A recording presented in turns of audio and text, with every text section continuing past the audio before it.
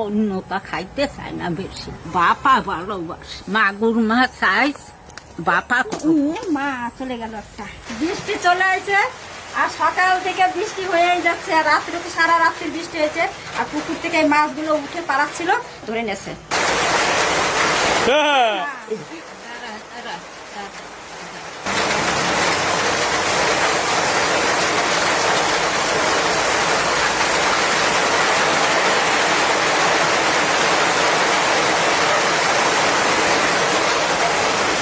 বৃষ্টি হইতে লাগছে আর এই মাগুর মাছ বাপা খাইতে যা সুন্দর লাগবে, সে কি কব আপনাদের ধরে। তিনটে মাছ করে বাবা আমার সরেন সরেন, তিনটে মাছই লাভ দিয়ে পড়ে গেল।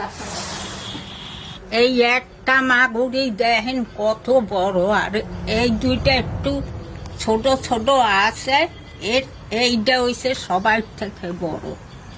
পেটে মনে হয় ডিম হয়েছে, দেখেন। এখন কি হয়েছে জানি না, কাটলে বোঝা যাবে না। 600-700 হবে এই মাছটা। বন্ধুরা যাই রান্না করে কাটতে কুটতে নিয়ে দুইটা কাটবো।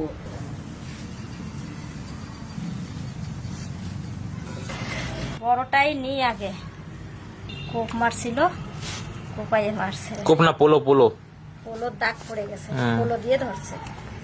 মাথার উপর চাপ লাগছে। এই তো বিশাল লাফালাফি করবে। এবারে ডুমোর পাতা দিয়ে ভালো করে ঘষে নেব। ডিমটা গাল দিয়ে ফেলাইয়া যাবে না।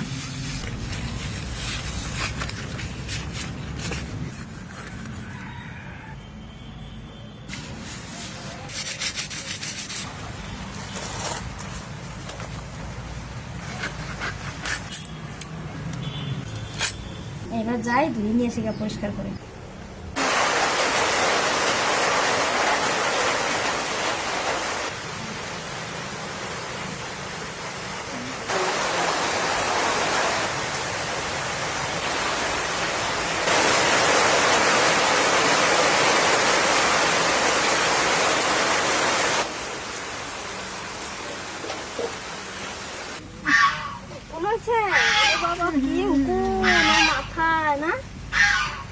আজকে কিসব পুরো চুপচাপ। বৃষ্টি দেখছে না, ওই জন্য শান্তশিষ্ট, নাহলে ছুটে বেড়াতো এই জায়গায়। এবার আমি মশলাগুলো করে নেব। মাছ কাটা ধোয়া পরিষ্কার করে নিয়ে এসছি, এবার মশলাগুলো বেটে নেব। প্রথমে ভাত বসাবো, উনুনটা ধরে নিচ্ছি। আমি হাঁড়িটা চাপাই দিই।